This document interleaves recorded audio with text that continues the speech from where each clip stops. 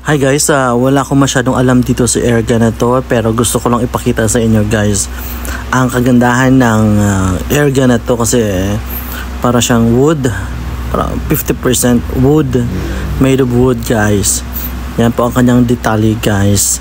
So wala, sobrang nagandaan lang talaga ako guys kasi parang style, naganda yung style na or stylistic yung tawag doon. Yan. Pasensya, hindi ko sa inyo makwento lahat kung ano to mga port na to. Basta alam ko teleskopyo yan or telescope. At ito yung mga adjustment ng airgun. Yan po. O diba? Sobrang ganda guys, no? I mean the detail at yung kanyang balance at ito, yung siguro dito malalaman mo kung ilang kuha na yung kanyang oxygen. Yan, ito yung kanyang balancing kung gusto mo siyang nakatayo. At ito, yan. It's a gandang airgun guys, no? Kasi made of wood siya.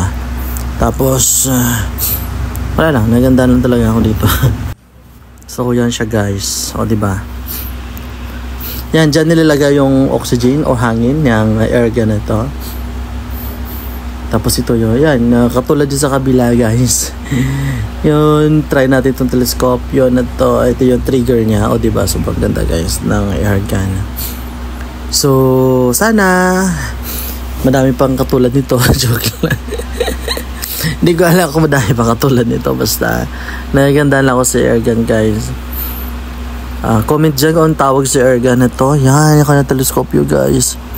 O diba, ganda no?